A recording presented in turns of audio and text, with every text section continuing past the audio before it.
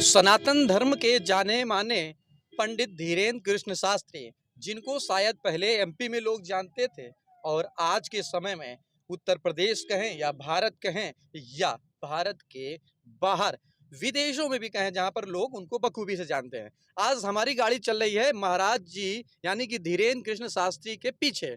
आपको लग रहा होगा कि ये गाड़ी के पीछे हम क्यों चल रहे हैं, इसकी हम पूरी कहानी बताएंगे, लेकिन उससे पहले आप ये जानिए कि आज धीरेन्द्र कृष्ण शास्त्री उत्तर प्रदेश के जिले कानपुर में पहुंचे थे और वो ऐतिहासिक भूमि, जिस भूमि पर बड़े बड़े ऐतिहासिक क्षणों को याद किया गया, संजोया गया, दिखाया गया, चाहे वो स्वतंत्रता सेनानी की बात करें, चाहे वो धर्म की नगरी से बात करें और चाहे वो आने वाले और पीछे वाले वक्त की बात करें, तो कानपुर का ऐतिहासिक क्षण जुड़ा रहा है।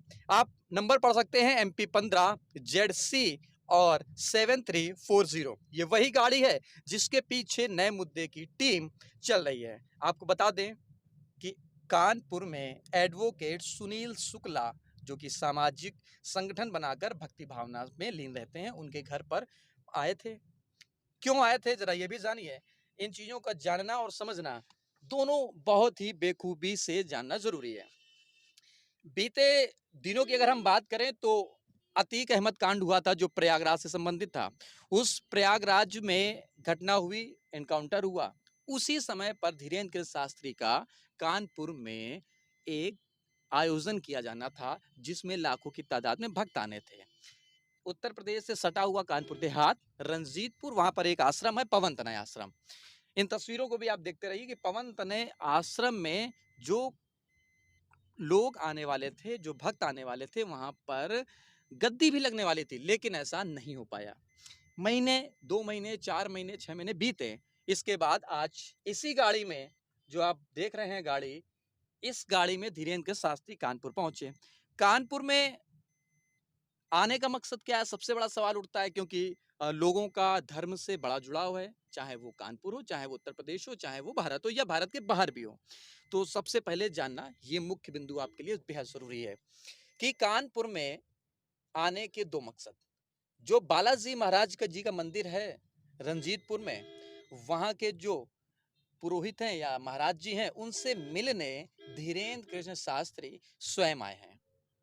ये वही धीरेन्द्र कृष्ण शास्त्री हैं जिनकी आस्था को लेकर लोग न जाने कितने घंटों, न जाने कितने दिनों, न जाने कितने महीनों तक छतरपुर में इंतजार करते हैं। हालांकि जब वो कानपुर में सुनील शुक्ला के घर में थे, तो जो आप ये वीडियो देख रहे हैं, इसमें लोग इंतजार कर रहे थे, लोग खड़े थे। हमने एक दूसरा वीडियो बनाया है, उसमें हमने ये दिखाया है कि जब कानपुर में लोग घरों में बैठे थे, सुनील शुक्ला के पड़ोसी के घर में बैठे थे, तो लोगों की इच्छाएं क्या थी। क्या उन्होंने कभी ये सोचा था कि सुनील शुक्ला के घर में आने पर हमको दर्शन होंगे? वो वीडियो दूसरा है, उसमें आप देखिएगा। लेकिन ये आप तस्वीर देखिए, ये हमारे कानपुर की वो तस्वीरें हैं, गली मोहल्लों की तस्वीरें हैं, और महाराज जी की गाड़ी कानपुर से अब जा रही है, यानी कि सुनील शुक्ला के घर से जा रही है पवन तनय आश्रम, जहां पर वो महाराज जी से मिलेंगे। अब महाराज जी से मिलने के कारण क्या है, ये भी आपको ले जाना जरूरी है। महाराज जी से मिलने का सबसे बड़ा जो मूल कारण है, वो है हनुमान जी। वो हनुमान जी जिनके बारे में किसी को बताने की, समझाने की और महसूस कराने की जरूरत नहीं है। हनुमान जी के शिष्य महाराज जी भी हैं। हनुमान जी के शिष्य बालाजी महाराज के महंत जी भी हैं। दोनों के शिष्य के बीच में एक वार्तालाप होगी, जिसमें यह तय किया जाएगा कि आने वाले समय में कानपुर में कब कार्यक्रम किया जाए और कैसे किया जाए। लेकिन आप तस्वीरें देखिए, बेहद ही खूबसूरत तस्वीरें हैं। शायद आप देखते होंगे कि बड़े बड़े राजनेताओं का जब काफिला गुजरता है, तो उस काफिले से बेहद अलग ये काफिला है, जिसमें सिंगल गाड़ी है। महाराज जी अंदर ही बैठे हैं। हालांकि अगर देखेंगे, समझेंगे, जानेंगे, तो महाराज जी ने राजनीतिक बातों का जिक्र कम किया है। जब अभी उनके बयान लिए गए, राजनीतिक मुद्दों पर वो बात कम करना चाहते हैं, सिर्फ और सिर्फ सनातन को ही आगे बढ़ाते हैं। लेकिन महाराज जी से एक सवाल उठता है कि बात तो ये सही है, जो इतिहास के पन्नों को अगर पलटा जाए, कि सनातन धर्म ही सबसे आगे धर्म माना गया, सबसे अच्छा धर्म माना गया। लेकिन क्या इसके बाद जो और धर्म के लोग हैं, वो कहाँ जाएं और क्या करें? ये पहला सवाल है। हो सकता है कि महाराज जी ये वीडियो देखें या उनके भक्त देख रहे होंगे, तो इसका जवाब दे सकते हैं। उस धर्म की अगर हम बात करेंगे तो धर्म में मुस्लिम धर्म भी है, सिख धर्म भी है, ईसाई धर्म भी है और हर धर्म के लोग इस भारत में रहते हैं। लोकतांत्रिक देश है, लेकिन महाराज जी का एक सबसे बड़ा बयान रहता है कि हमको हिंदू राष्ट्र बनाना है। हिंदू राष्ट्र की बात करते हैं महाराज जी, तो उस हिंदू राष्ट्र में क्या सिर्फ हिंदू ही रह पाएगा या अन्य लोग भी रह पाएंगे? आप ये जरा काफिला देखिए। इसके बाद साथ साथ आप इस वीडियो में ये भी देख रहे होंगे कि कानपुर की तस्वीरें क्या हैं। हालांकि कानपुर अगर फेमस है, आप हमको पता है कि आप विदेशों में बैठे लोग ऑस्ट्रेलिया, तुर्की, सऊदी अरब, इंग्लैंड, ऑस्ट्रेलिया जैसे देशों में लोग बैठकर देख रहे हैं ये वीडियो, तो आप इन तस्वीरों को भी देख सकते हैं कि जिन तस्वीरों में कानपुर का वो ट्रैफिक है। हालांकि देखिए आप साधारण तौर पर महाराज जी जा रहे हैं, ना कोई स्कॉट दिख रहा है, क्योंकि जो स्कॉट चल रहा था उसका डाइवर्जन कर दिया गया, क्योंकि गाड़ी पीछे लगी थी। महसूस ये कराना था कि कोई गाड़ी पीछे ना आ पाए। लेकिन इन तस्वीरों को बेहद खूबसूरत तस्वीर है कि आप उन गाड़ी के पीछे देख रहे हैं जिस गाड़ी में महाराज जी हैं और महाराज जी के एक दो समर्थक भी हैं। बेहद खूबसूरत तस्वीर है। अब जरा वो बयान भी सुन लीजिए जो महाराज जी ने बोला है। महाराज जी, हिंदू राष्ट्र कब तक बन जाएगा? हिंदू राष्ट्र कब तक बन जाएगा? जब तक आपके जैसे बुद्धिमान पढ़े लिखे लोग नहीं जगेंगे तब तक नहीं बनेगा। अच्छा, मध्य प्रदेश हमें हिंदू राष्ट्र कागज पे नहीं, हिंदुओं के दिलों में चाहिए। हमारे 24 में किसकी टट्टी बन रही है? 24 में किसकी टट्टी बन रही है? 24 में किसकी टट्टी बन रही है? मध्य प्रदेश, छत्तीसगढ़, राजस्थान में क्या कमल खिलेगा? चुनाव के ऊपर हम कोई बयान नहीं देते। क्या करने के लिए आए?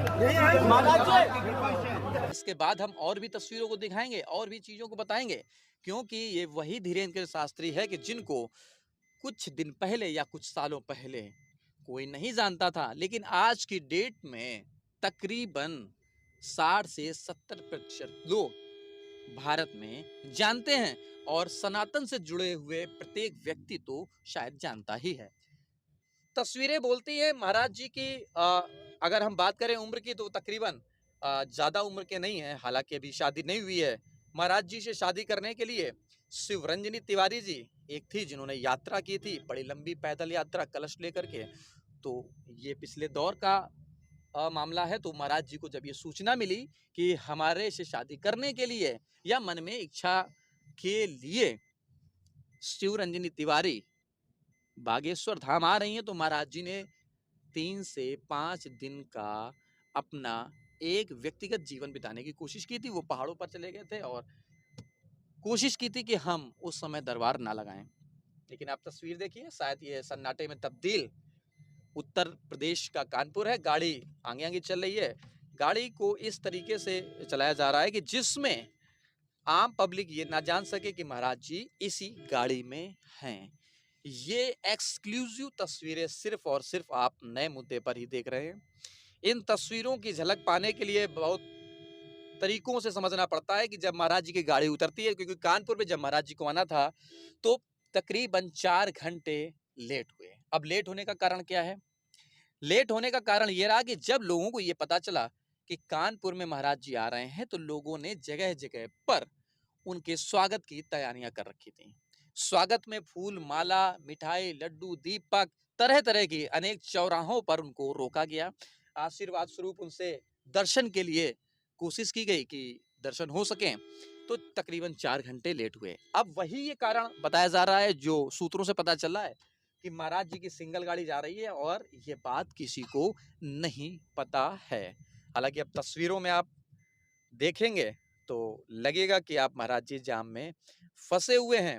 जाम में भी महाराज जी को फंसना पड़ता है। गाड़ी के शीशे में अगर आप देखेंगे तो हिंदू लिखा हुआ है, जो जैसा बताते हैं कि हिंदू के अग्रज माने जाते हैं, हिंदू को बढ़ावा देते हैं, हिंदू को, सनातन धर्म को अपनी आस्था के रूप में अपने माथे पर समेटकर लोगों को यही संदेश देते हैं फिलहाल।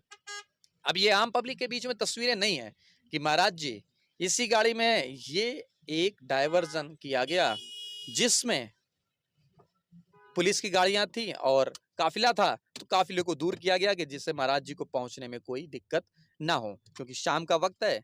अब सुबह महाराज जी को आना था, लेकिन शाम के समय में महाराज जी अब अपने सहयोगी यानी कि बालाजी के भक्त महंत से मिलेंगे।